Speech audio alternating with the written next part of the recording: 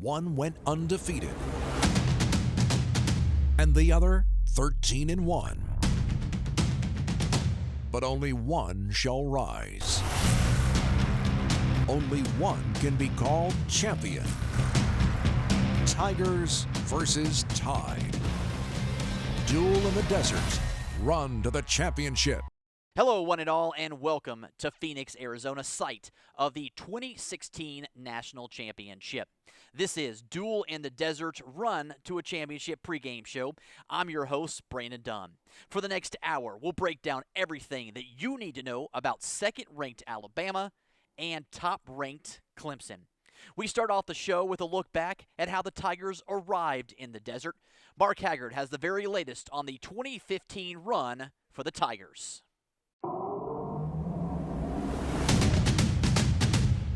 Clemson opened the season as the 12th ranked team in the nation. The Tigers hosted the Wofford Terriers at Death Valley. Tough break for Clemson during the game. All ACC wide receiver Mike Williams was lost for the season with a neck injury after grabbing this TD pass and slamming into the goalpost. Former Sockasty High standout Hunter Renfro made his first college reception on this 25-yard catch. Clemson went on to beat Wofford 49-10 behind two TD passes by quarterback Deshaun Watson. Clemson has a perfect lifetime record of 30-0 against FBS opponents. Clemson then hosted the Appalachian State Mountaineers. Watson again played a major role. He threw for 248 yards and 3 touchdowns, 2 of them to Sharon Peak in this 41-10 victory over App State. The Tigers improved to a record of 2-0. Clemson, then ranked number 11 in the nation, got its first big test in Louisville. An ACC opener against the Cardinals in a Thursday night game. Renfro came up big with his first collegiate touchdown catch. The play covered 32 yards and put the Tigers up 7-0.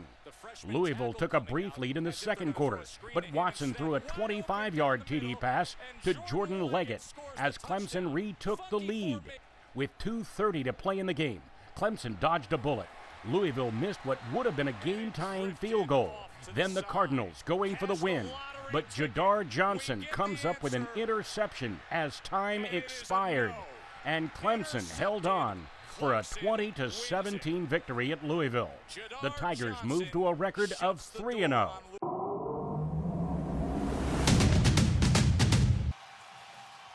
Clemson returned home to play the 6th-ranked Fighting Irish of Notre Dame in a game that went down to the wire.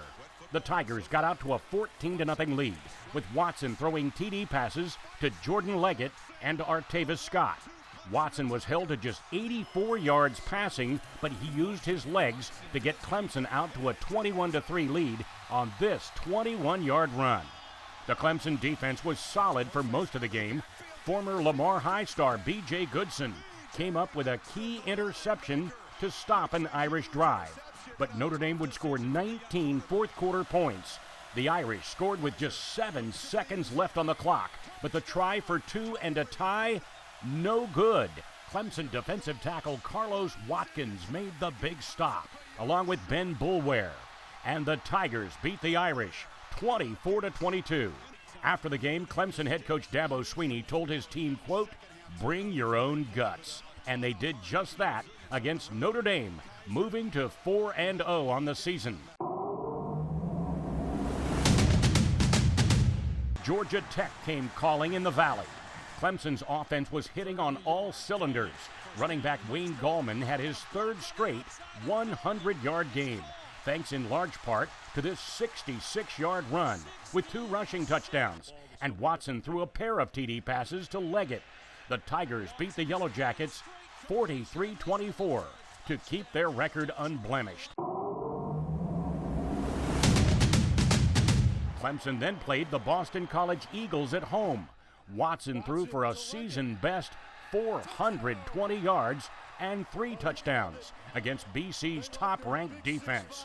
Artavis Scott was amazing with 10 catches for 162 yards in a 34-17 Tigers win.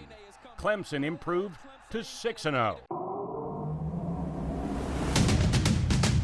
Clemson then took their act on the road to take on the Miami Hurricanes. The result, Miami's worst loss in the 90-year history of the program. Clemson rolled up 567 yards of total offense. Watson threw one touchdown pass and ran for another before sitting most of the second half after Clemson built a 42-0 lead at intermission. The Clemson defense went on to pitch an ACC shutout, 58-0 over the Canes. Following the Miami loss, head coach Al Golden was fired. Clemson improved its record to 7-0. Next up, a road trip to Raleigh. Clemson, now with a number 3 national ranking, went head-to-head with the North Carolina State Wolfpack. Watson accounted for 6 touchdowns, 5 of them by way of the air, including this scoring strike to Renfro. The game turned into a shootout, with Clemson coming out on top, 56-41. The Tigers were 8-0 after knocking off the Wolfpack. Back home, Clemson took on the Florida State Seminoles. The Tigers entered the game as the number 1 ranked team in the college football playoff rankings. After giving up this 75-yard touchdown run to FSU's Dalvin Cook early in the game, Clemson would trail until the third quarter. Watson threw a 38-yard scoring strike to Deon Cain to give the Tigers their first lead. Then, with the game tied 13-all, the Tigers dominated the fourth quarter, outscoring the Noles 10-0. Gallman here with the clincher on a 25-yard run. 23-13, Clemson beat Florida State to win the game and secure the Atlantic Division Championship and a spot in the ACC title game. It was the first time Clemson had reached a 9-0 record since 1981 when they won their lone national championship.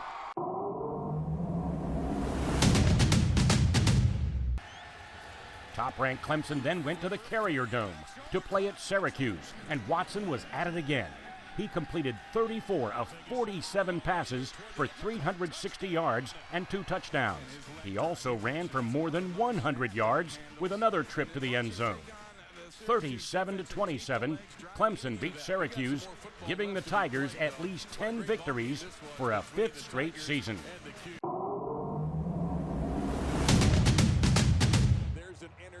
The Tigers were back home to continue their march, taking on the Wake Forest Demon Deacons. Watson had another huge day, accounting for 4 touchdowns with 343 passing yards. 33-13, Clemson whipped Wake, increasing their win total to 11 and counting.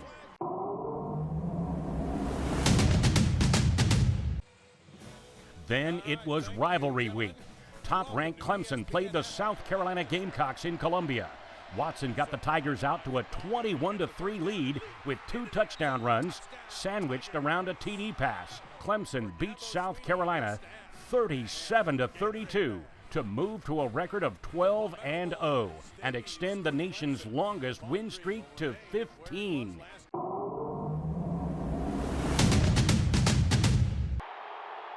Then it was time for the postseason. The ACC championship game. Clemson taking on the North Carolina Tar Heels in Charlotte. This one turned into a high-scoring affair. Watson totaled 420 yards and 5 touchdowns in a 45-37 victory over the Heels.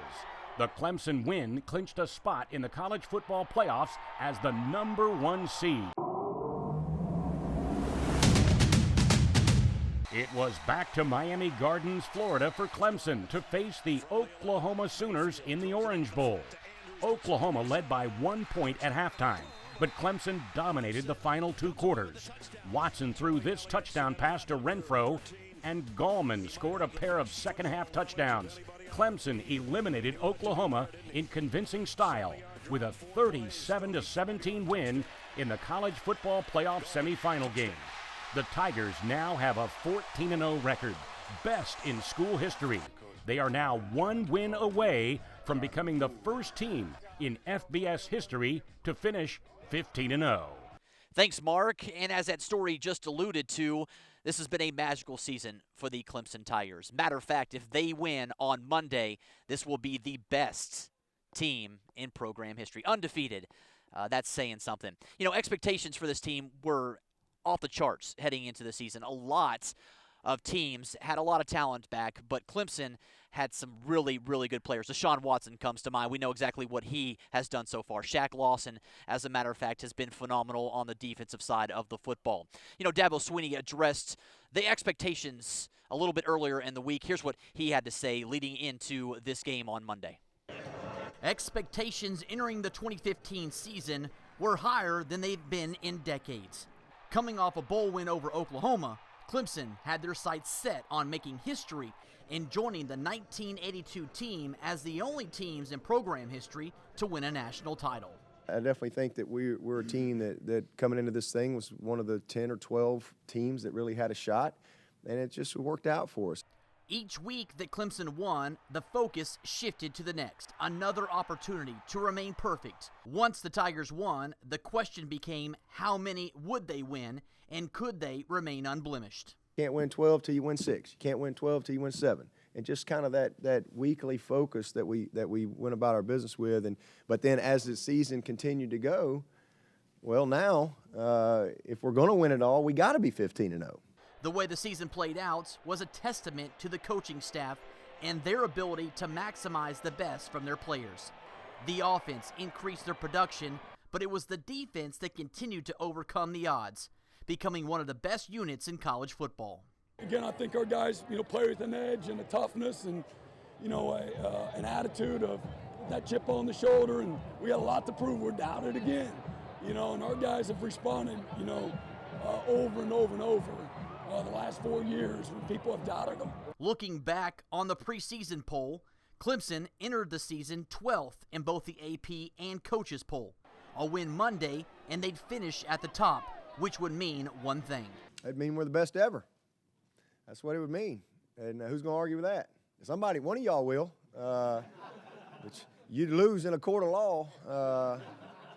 I'll promise you that. I'd love to be the lawyer on that one. Because you know what? There ain't never been a 15-0 team. So the expectations can come to fruition for Clemson if, of course, they can win on Monday, and a majority of South Carolina would love nothing better than to see the Tigers with a national championship. But earlier this week, the Tigers left Death Valley, and a host of fans came out to send them off. Then after that, it was the media who met them in the Valley of the Sun, getting off one of the biggest planes I've ever seen. A 747 full of Tigers landed at 6:20 Eastern Standard Time Thursday. A host of media on hand to witness the first national championship appearance for Clemson in 34 years. 20 minutes later, the Crimson Tide touched down in the Valley of the Sun. Alabama, the favorites on Monday night, despite the fact the Tigers have been very successful and have yet to lose in 2015. Earlier in the day, the 2016 College Football Hall of Fame class was introduced, a group that included Derek Brooks, Rod Woodson, and Randall Cunningham. The quarterback, impressed with Clemson's Deshaun Watson, saying this about the Tiger QB. Watching the game the other day and running the ball and then throwing the quick short passes and then going deep, it's pretty amazing. I didn't get to watch Clemson a lot this year, but to see this young man play, it's pretty amazing. And I'm really interested to see how he does in this championship game. We're just getting warmed up here in the Duel in the Desert's Run to a Championship pregame show. When we come back, we'll talk our local players, Hunter Renfro, BJ Goodson. That's coming up when we return. Don't go anywhere. We'll be right back. Welcome back to Duel in the Desert, Run to the Championship. Welcome back here to Arizona. Let's talk local players now. We have quite a few local players from the Grand Strand and in the PD. None bigger than Socast's own Hunter Renfro, the two-time Zoneman, finishing up his first full season as a Tiger on the football field, a starter, working his way into the starting lineup. It's been a very interesting path for the former Brave. The road to Clemson wasn't an easy and clear path for Hunter Renfro. The former Socast's star had to take a different approach. After winning back-to-back Zoneman trophies, the Grand Strand native walked on rather than take other options. I've always been told from people older than me that I want to go somewhere where, even if I didn't play football, that I would enjoy going to school there. And it was like playing in middle school. I wasn't that good, and I kept getting better and better. And I kind of wanted that experience in college. So in February of 2014, surrounded by his parents, Renfro signed with the Tigers. I think God's blessed me with ability of persistence, and I don't know if it's always a good thing, but I think persistency is kind of what drove me a little bit. The path he's taken is the same as his head coach once did. Dabo Sweeney was a solid and productive high school player, but had to walk on at Alabama. Hunter sees a lot of similarities in himself that he sees in Dabo's path. I think we both have similar paths. We both were walk-ons and play receiver, and like I was saying, he won a national championship, so we can try to follow in his footsteps. I mean, it's kind of ironic how, I guess, history repeats itself, but I mean, it's almost the exact same story. You show up in the right place at the right time, and you just earn your way on, and that's all that Hunter's done, is just earned everything he's gotten. For Hunter, he wasn't sure whether or not he'd have an opportunity to play for the Tigers. However, not unlike his days at Socastee, he battled, outworked, and overcome enough to earn a scholarship and a starting spot. He's been, coming on very well, especially starting in fall camp when he earned that scholarship and, became a starter in the middle of the year. He's just been working. The past year has been a roller coaster. Through it all, Renfro has never taken things for granted. Whether it's on the field or off, he's the same person who guided the Braves to unparalleled heights. It's been an incredible experience, and just the faith that the guys have had in me and the coaching staff has had in me, it's really allowed me to improve each week. He's a big reason why the Tigers are here in Arizona.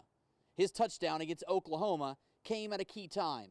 It's only fitting that when the lights were the brightest star delivered.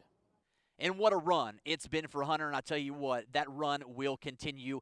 Regardless of what happens on Monday night, this young man has quite a few more seasons left in a Tiger uniform. We had a chance to sit down with Tim Renfro, his father, to get some interesting takes on the Socastee Brave, from his days in 7th grade when he started football all the way up to his time with the Clemson Tigers. Here's a little bit of that interview. Coach, what a phenomenal story that Hunter's been. You and I talked a little bit ago about his early playing time. You weren't, I'd say you and your wife had reservations about him playing Little League football. He started in 7th grade. What was the mindset when he began his football career back in 7th grade? Well, it was a decision we made that we didn't let our kids start as 7th graders, just play football, tackle football. Now they play a lot of other sports now a little, but we just thought because of the contact sport and all, we just thought that a lot of times those little kids get turned off by football because there's always a bigger kid or it's matured quicker, and it was just a decision we made. Now, it's not something I believe everybody needs to do, but it was our choice, and we felt like when we got to 7th grade and got in middle school, we were going to allow him to play, and so that was just sort of our decision we made. Back-to-back Zoman trophies. Says a lot about what he was able to accomplish as an athlete on the football field. Were you surprised as a coach and a father that he won it his junior year, considering that leap was really his senior year? I was. I was surprised, and I was really surprised the senior year because I knew he had a chance. Knew he had more of a chance the senior year just because he'd done it, but it was a surprise because he had some quality people he was going against, and we just felt blessed that he had an opportunity to win it, and the coaches respected what he did, and so we were surprised. From a personal aspect with regards to Hunter, was there any idea from him about a scholarship or going to play college ball, and how did that develop his senior season, going into his senior season? I think very early, and definitely by his 9th grade year, Hunter knew in his mind that he wanted to play at the next level. And I just see Hunter's pretty quiet. He doesn't talk a lot, but you can see the things he was doing, the questions he would ask sometimes. But I think we grew up in a Clemson family overall, and I could tell all along he'd love to play at Clemson. That was his dream, and he talked about it a lot. That that's what he wanted to do. You moving on, he's playing for a national championship. Would you ever, in your right mind, 2 years ago, 3 years ago, say, my son's going to be at Clemson and he's going to be playing for a national championship? Not really. It's again one of those things that I knew Clemson had a chance to continue to be very successful. I didn't know. I thought Hunter could play for him. I didn't know at what capacity. I haven't been around those college athletes nowadays as much to know what they've got some great receivers there. And but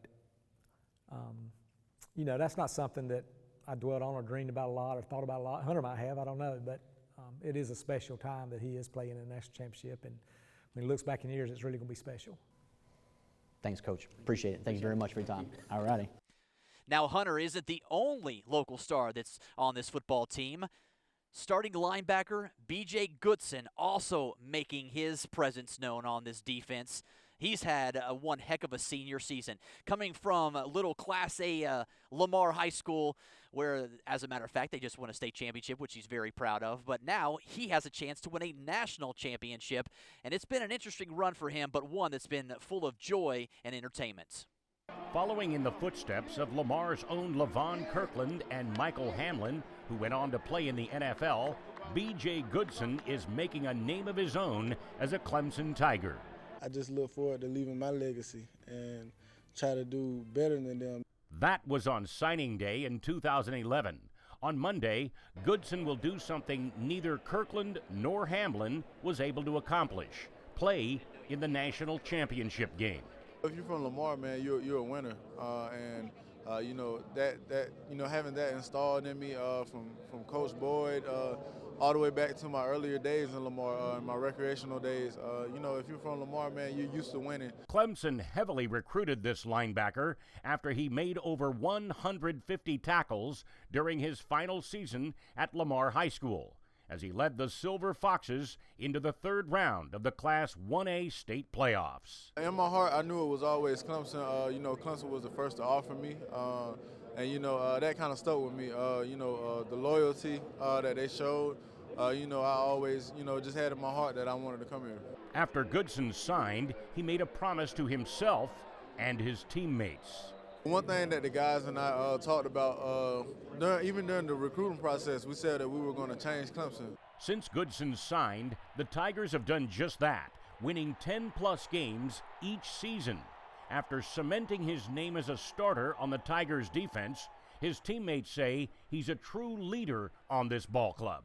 Just watching him grow and mature, man, it's really been a thing to see, you know, because the talent was always there, but then, you know, when his time came, he really stepped up, and he's been everything to us. I mean, I think he's very underrated, man. I really feel like he's the star of the defense. For him to kind of come out of his shell and become vocal and just come outspoken and just lead this team in a lot of different areas, it's just proving how good of a player he is and how great of a guy he is. I think he deserves to be the MVP of this defense because he's definitely kind of been that gel and just kind of hold us all together. On Monday, Goodson has a chance to end his career as a national champion. However, he has already accomplished something as special: becoming a college graduate. You know, I always tell the kids back home, man, you know, if you don't do anything, man, go out and get that education because it's important. No one can take that paper away from you. And so, you know, that's a very important thing to me. And, you know, it's one of the biggest accomplishments I ever made in my life. Now, BJ will finish up his career on Monday. More importantly, he'll graduate. I know his family's more than pleased about that aspect of his college career, and he has a chance, we'll see, about going to the National Football League. But for right now, it's all focus on the Crimson Tide and what he needs to do and this defense needs to do to stop this high-powered Alabama offense. All right, when we come back, we're going to talk Spence brothers. Those two brothers from West Florence on the same team now at Clemson. I tell you what, they're having a good time, and we're going to have their story. When we return, don't go anywhere. Duel in the Desert, Run to a Championship pregame show right here on ABC15. We'll continue in just a few minutes. Welcome back to Duel in the Desert, Run to the Championship. Welcome back, one and all. This is Duel in the Desert, Run to a Championship pregame show. I'm your host, Brandon Dunn. We continue the show now as we take a look at a pair of young men from West Florence High School, former Knights, now playing football for the Clemson Tigers. The brotherhood between Alex and Austin Spence is undeniable. The Florence natives have been tight since childhood. I had some great memories with him and just in general playing for the Knights, and it's really cool how we could continue the tradition out at Clemson now. Starting way back when, the two have always been competitive.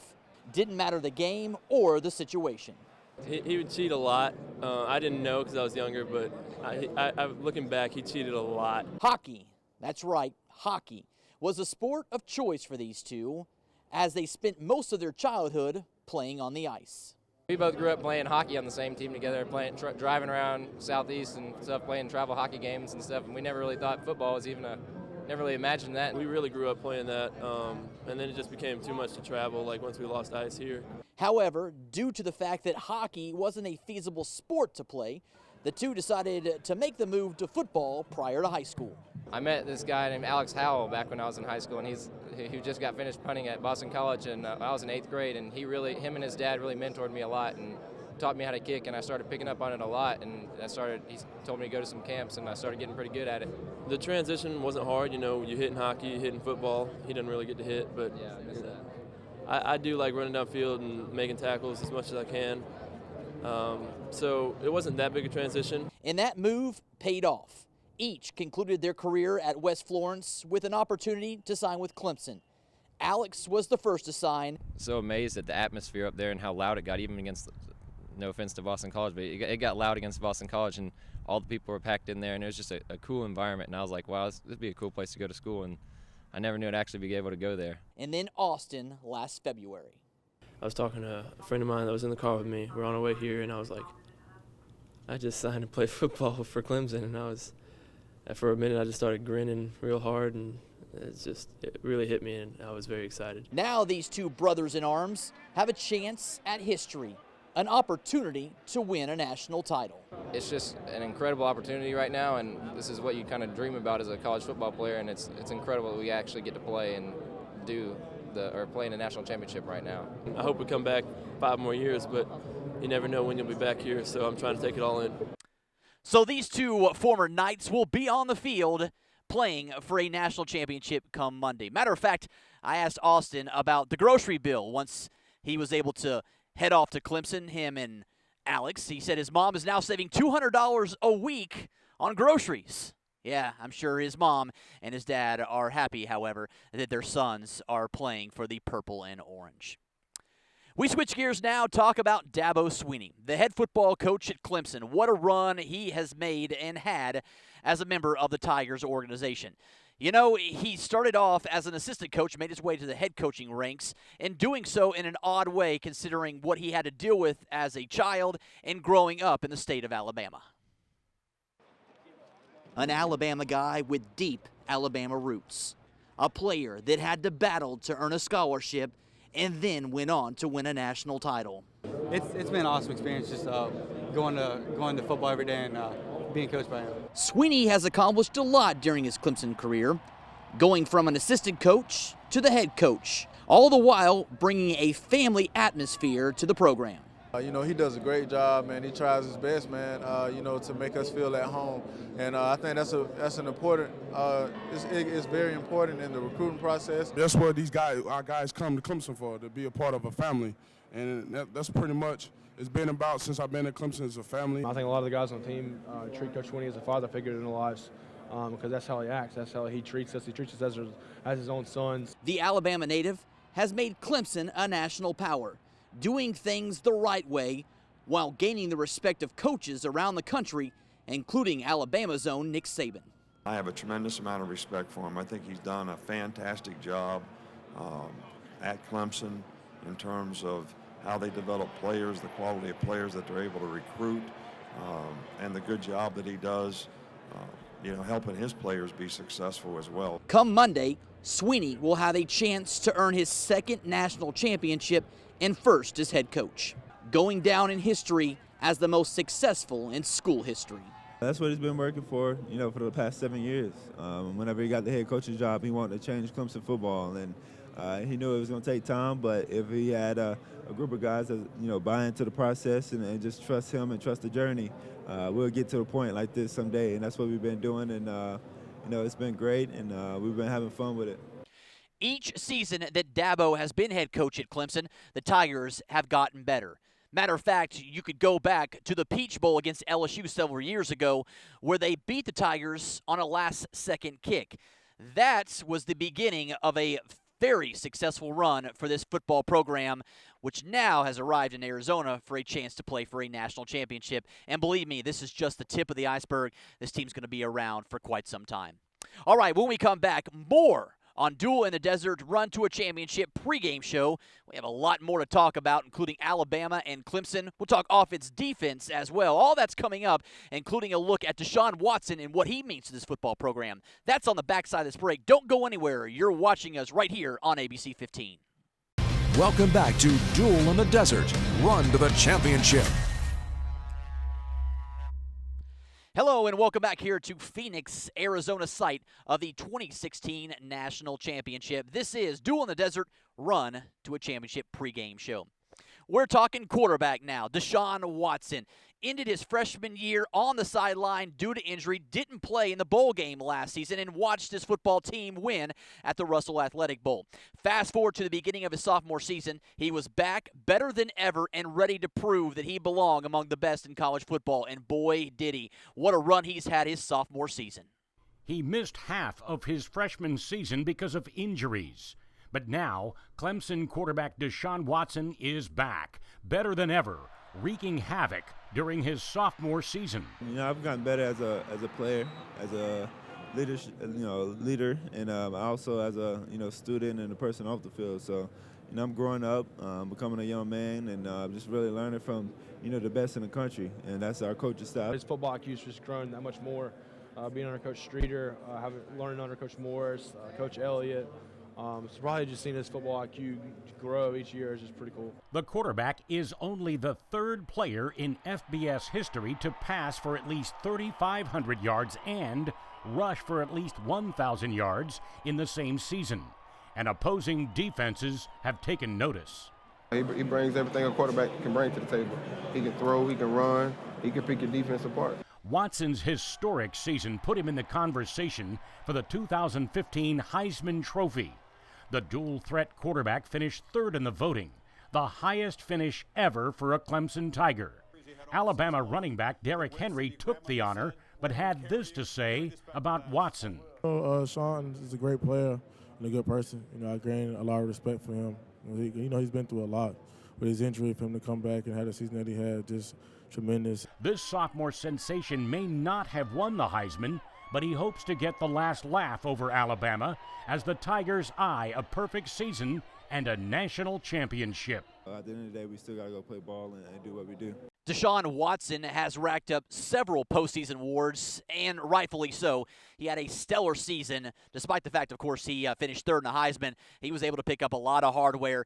But I tell you what, he would rather replace a Heisman with a national championship. He's a team guy, and it's all about Monday against Alabama. Speaking of this Tiger offense, everything runs through number 4, and rightfully so. He is the Cadillac, so to speak, of this offense. And I tell you what, when he's going, this offense is going, and Alabama is taking notice. It's clear the offense runs through Deshaun Watson. It's also clear that Alabama's defense sees that as well. On film, he looked really good with his feet and make you miss and all that. So we got to do our best to stop him. He brings everything a quarterback can bring to the table. He can throw, he can run, he can pick your defense apart. The Tigers averaging more than 38 points per game, ranking them tops in the ACC. But that explosiveness doesn't seem to impress Alabama defensive lineman Jaran Reed. What is it about Deshaun that stands out to you? Why is he so good? Nothing stands out to me. Despite Reed's assessment, others on this Alabama defense respect the Tigers, especially the fellas up front. They're pretty good. They got a little experience down the line. Well, some older guys, some redshirt seniors, and some guys that played a lot this year. So we're looking forward to the challenge. If Watson is given time to maneuver, it could be a long night for the Crimson Tide. They know they need to pressure the quarterback to keep the Tigers in check. The way to stop him is you got to try to keep him contained inside the pocket, and the guys doing their job, and hopefully you don't have me to bust assignments. We have to get pressure on him, get him on the ground, bat some balls, whatever we got to do to slow him down, and that should be to our advantage if we do that. Slowing the talented group of receivers from Clemson will also be another challenge, one Cyrus Jones has prepared for. They got a lot of depth, but we played teams that have a lot of depth of receivers before, Ole Miss, Tennessee, different guys like that, Texas A&M. So I think we're pretty used to it and we know what to expect. It's the tale of the tape. Head-to-head competition, Alabama has dominated, winning 12 of the 15 games between the two schools. Alabama 12-3 over the Tigers. Clemson's last win came in 1905. The last time these two teams met was the 2008 season opener, which was the second season for Nick Saban. Alabama won that contest 34-10. When it comes to national championships, it's all about Alabama. The Crimson Tide with a grand total of 15 titles. Clemson with 1. Of course, that coming back in the 1981 season. So there is the tale of two tapes, Alabama and Clemson. These two preparing to hit the field at the University of Phoenix Stadium on Monday night, 8:30 kickoff Eastern Standard Time. We're going to take a quick break right here on Duel in the Desert, run to a championship pregame show. When we come back, though, we're going to talk Clemson defense. Boy, they have their hands full with a very explosive Alabama offense who shut out Michigan State in the other semifinal at the Cotton Bowl. We're going to hear from the Tiger defense about that offense coming up here on the pregame show. Don't go anywhere. We'll be right back here on ABC15. Welcome back to Duel in the Desert, run to the championship. Welcome back out here to Phoenix, Arizona. A nice night in the desert as the Clemson defense has been on fire as of late. They took on two powerhouses, one in the Orange Bowl in Oklahoma, and they're preparing for their second against Alabama on Monday night. They'll have their hands full against a very good Alabama offense, one that's been top-notch the last couple of years, putting up big points and shutting out Michigan State in the Cotton Bowl. Since falling to Ole Miss early in the season, Alabama has responded by rattling off 11 consecutive, including wins over nationally ranked Georgia, LSU, Texas A&M, Mississippi State, and Florida. We just kind of stuck with the same plan. I think Coach Saban's always done it the right way, and there's no reason to change it now. Each week, the Clemson defense has improved. Each game, it would seem, this unit had to prove themselves, and that will be the case once again Monday night. Again, I think our guys, play with an edge and a toughness and, an attitude of that chip on the shoulder, and we got a lot to prove. We're down it again. Now they have the task of stopping an offense that's averaging 34 points a game. Winning in the trenches is always key, and Monday will be no different. These guys are very physical, very powerful guys. We've watched them on film now we watched the entire season on film. They've made a lot of disruptive plays. So as an offensive line, that's what we got to do. Clemson has built their defense around speed and being aggressive. It's two traits the Tide have taken notice in their preparation. They kind of got speed like Florida, linebackers have really good speed. Remind me of Florida from the SEC championship game. Just watching film on them, you can tell they're just very fast and just love to make plays. While the bigs handle the load up front, the secondary will be tested. Alabama has Calvin Ridley and a host of other receivers to make things interesting. Their receivers, they get a lot of compliments on their route running and, their ability, but, they're great blockers on the perimeter as well. And so, we have to bring a very sound game on the defensive end. The Tigers don't have to look far to stop this Alabama offense. One player comes to mind. It's stopping the Heisman Trophy winner, Derrick Henry. It's all about that gentleman as he was able to put on another showing this season, hence the reason he walked away with the biggest and most prestigious award in college football. Just ready to be in the moment with my teammates and go out there and play. The Clemson Tigers defense knows that reigning Heisman Trophy winner Derrick Henry of Alabama will be ready to play come Monday night. Oh, he's a beast. Derrick Henry, trophy winner. He's been doing great things for them all year. The 6'3", 240-pound running back has carried the Crimson Tide into the national title game. With over 300 rushing attempts, this Bama bruiser ran for more than 2,000 yards this season, breaking Herschel Walker's SEC rushing record. A guy that big, you wouldn't think he would be able to run as fast as he does, but he's a load, man, and, we just have to make sure we're on our P's and Q's and don't allow him to break free, because if he does, he can be very dangerous. Despite Henry's accomplishments, the Clemson Tigers are not running with their tail between their legs. They feel they are well prepared and ready for battle. Facing guys like Dalvin Cook, Elijah Hood, P-Ron, and all those great running backs definitely helped us get acclimated to guys like Henry. No disrespect to them, but Henry's the Heisman winner. He's one of the best players in the country. I'm looking forward to, competing against him. I tip my hat on his season that he's had. We've had a great season on our end, and, I'm kind of ready to, clash a little bit. A big piece to this Clemson defense is Shaq Lawson. The defensive lineman had a sack against Oklahoma, but injured his knee and missed the remainder of that game. Dabo Sweeney and his staff has taken every precaution to prepare him for this game against Alabama. He said he's ready to go, but he's going to take it day by day in hopes of playing on Monday. It's getting better. I'm just trying to get my knee back stronger and be able where I can be able to play again and stuff like that. I still got a couple days for treatment and everything like that. We expect him to play. Hopefully he'll be able to perform and play to the level that we all know he can. But, if not, then I don't think Coach Saban's going to cancel the game over there. We're going to have to keep playing, so we'll put the next guy in there. For them, I don't know. I'm sure they have a lot of depth. As when you get to this level, you got to have depth to be able to, compete. So, I don't really know. I don't know what they got behind it, or that's not my. That's not where my expertise is. It's just going to be, we're going to follow our rules and do what we need to do. So this is going to be a battle between two heavyweights Monday night at the University of Phoenix Stadium, 8:30 kickoff Eastern Standard Time for the national championship. When we come back, we're going to break this game down. It's time for a preview, plus we're going to get fans' reaction on who they think is going to win the 2016 National Championship. That's coming up next when we return to Phoenix, Arizona for Duel in the Desert Run to a Championship pregame show. We'll be right back.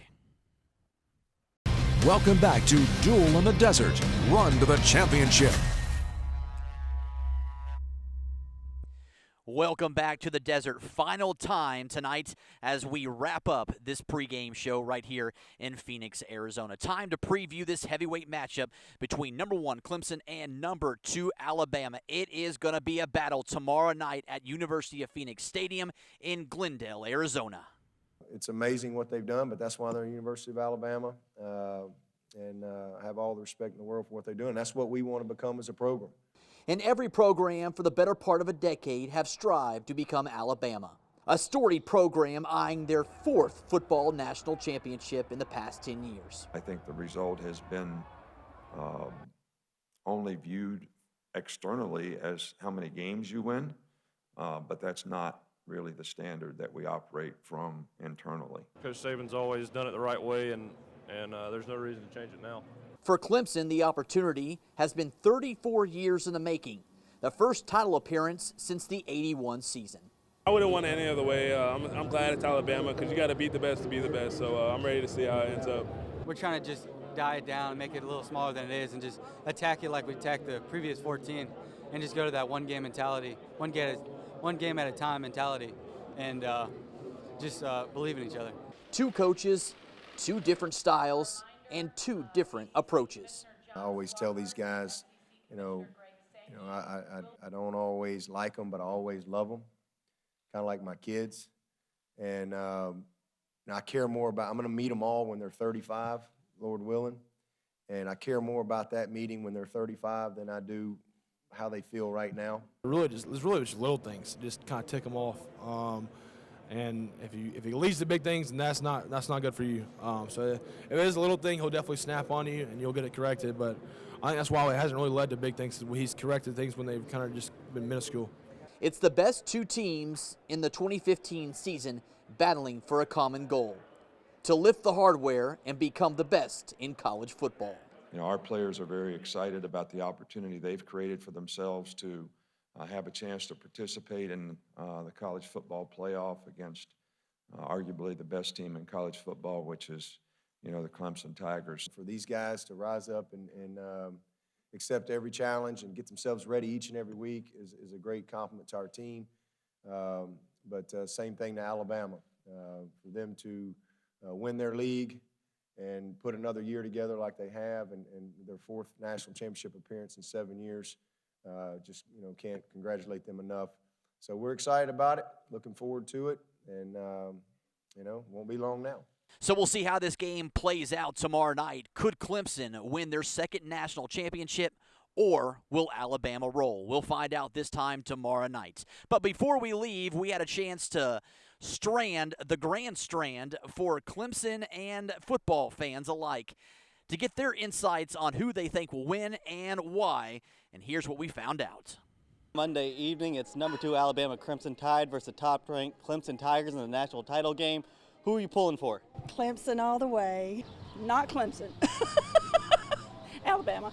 Really rooting that Clemson loses. I feel real good about the Clemson Tigers' chances. Oh, I'm pretty confident Clemson's going to do really well and win that game. Clemson. Clemson Tigers. Clemson Tigers all the way. I'll be pulling for Clemson. I like the underdog. I think the Crimson Tide wins.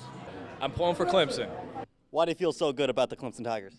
We got the coach, we got the offensive line, defensive line, and some really good special teams players. Anybody else is better than Clemson in my mind. They're going to prevail because they are undefeated this year. I know a lot of people that went to school there, including my son, and they're the local team. They have what it takes to beat Alabama because they have a great quarterback and they have a great spread offense. And as long as they can stop the running game of Alabama, they got a shot. I think Alabama has the edge. I really do. Overall, offense, defense, I think Alabama has the edge. What's your scoring prediction for this game and who comes out on top? 31-28 Clemson. Alabama on top by at least 15 points. Clemson will be on top. It'll be close. Give about 7-10 points, but Clemson will be on top. Well, I think Clemson again will come out on top, and I think a reasonable expectation would be something like 27-14. 34-21 Clemson. Clemson comes out on top by at least 2 touchdowns. And the only reason why I'm rooting for the Tigers because it's better than rooting for the Gamecocks. I'll say Clemson 35, Alabama 27. I think the difference is going to be Deshaun Watson. That's going to do it from Arizona. Thanks for watching the Duel in the Desert run to a championship pregame show right here in the desert's Valley of the Sun. It's been a fantastic evening. Thanks for joining us. It should be one heck of a football game. Clemson in Alabama. It's for all the marbles. It's tomorrow night, 8:30 kickoff in Glendale, Arizona. Have a fantastic evening.